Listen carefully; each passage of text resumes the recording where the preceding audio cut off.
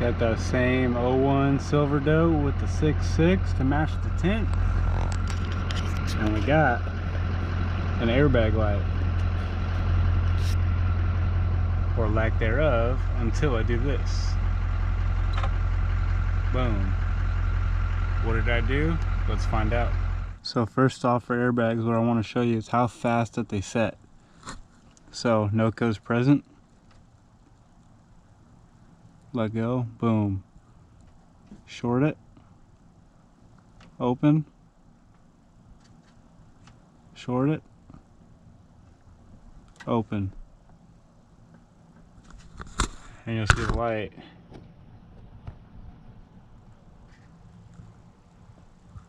Oh, there you go. Code is fast, the light is a little slow, but when I open, it comes on pretty fast. Short. No codes. Light. Boom. So it takes a little while for the light to go out. Sometimes they're as fast as the code. So there's a distinctive quality to this truck model, whatever. So, what am I doing? I'm opening this circuit, so we'll get there. I will put it back to how it was, and I'll show you how I found this. Display code. Current 26. B0026, driver front deployment loop open. So the first thing you do for these type of airbag codes is you're gonna disconnect the battery, pop off the airbag. Some of them don't, some of them do. Not everything has everything. Not nothing has nothing, if you know what that means. So what you do is you go into place of the airbag with your front probe kit, and it's gonna be coming with these airbag resistors. They replicate an airbag at 2.2 ohms.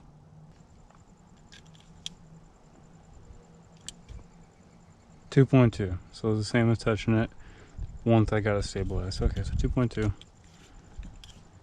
So the goal of this is to replicate an airbag. It will set at anything above 4.8 ohms, I think it said.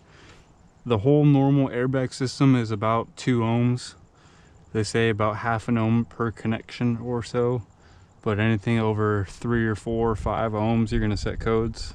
I won't say 3, I'm gonna say 4 or 5. Clearly, if the airbag code said 4.8, let's just call it 5. So after 5 ohms, it's gonna set a code. Anything below that would be continuity. So we put this in place. So we have this code right here, key is on. Short this out.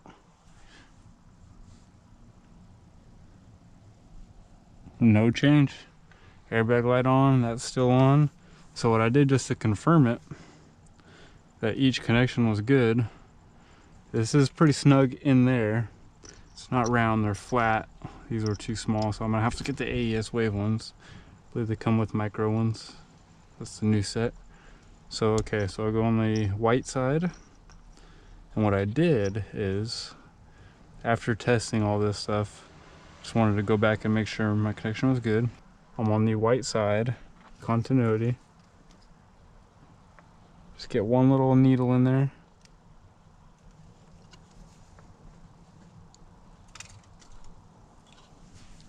.2 ohm. Then if I go to the other side, the green side,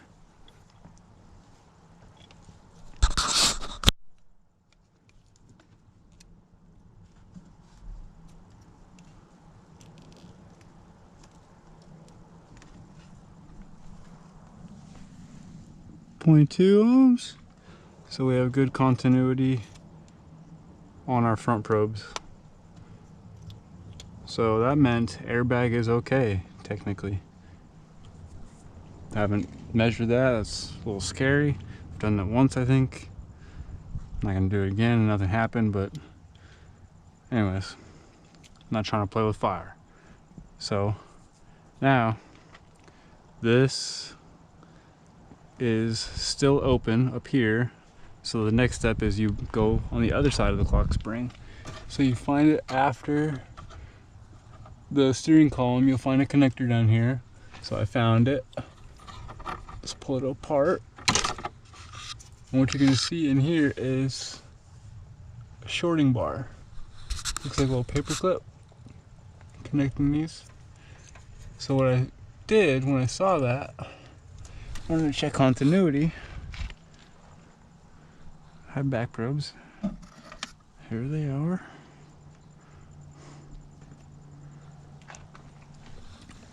And I noticed the back side of these was way wide open.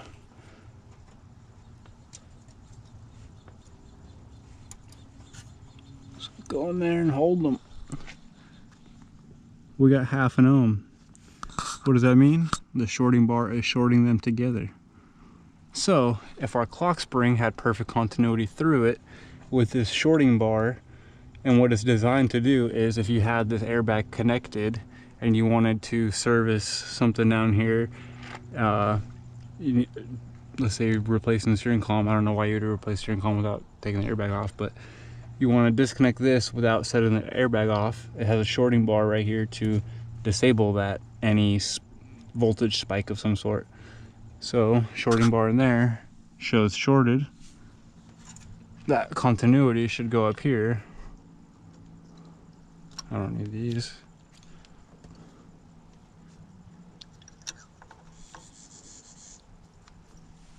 But we are open. Open circuit. So the next step is pretty much the last step. We're going to take that airbag loop, I call it. It's just an airbag replicator. 2 ohms. I'm going to put it on the harness side now. This is the steering column side for the clock spring. Now I'm going to put it right here, connect it. One more, connect it. This doesn't fall. And guess what? Our code went away. When I disconnect one of these, disconnect it, right away our code comes back. So when I connect that, connect it, wow, it goes away faster when I connect it. So I disconnect, comes back. So I'm gonna connect, it goes away. We're done here. Need the clock spring. This guy right here. See this green white?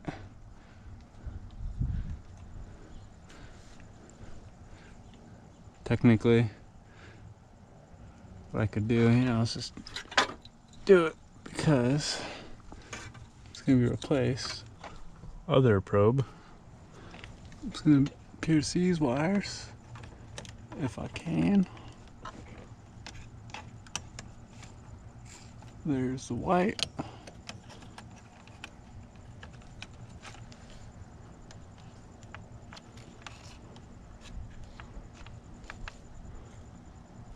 There's the green. So in theory,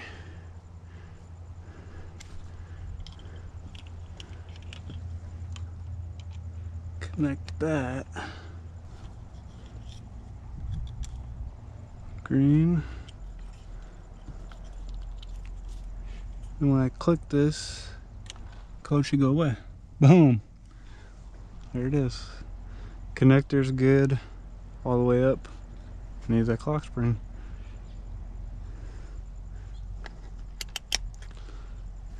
He said he's selling this truck, so I don't think I'm gonna be able to fix it. At least Airbag is a good way to show fixes because it refreshes so fast on its own. It's like a high-speed CAN network, but not really. Just a high priority refreshing on the code. High priority testing, self-testing on the code. Ground right here, not ideal. It's got some clean metal, but always verify. Go 0, so I'm gonna touch pin 16. Just touch it. And I got 12 volts.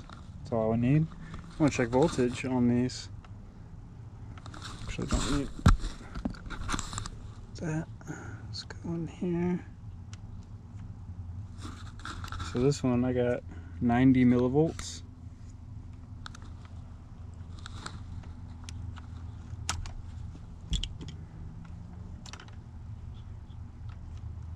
And this one I got 3 volts. So that's how it defines the code. It wants to see 3 volts back at that module, but it's not.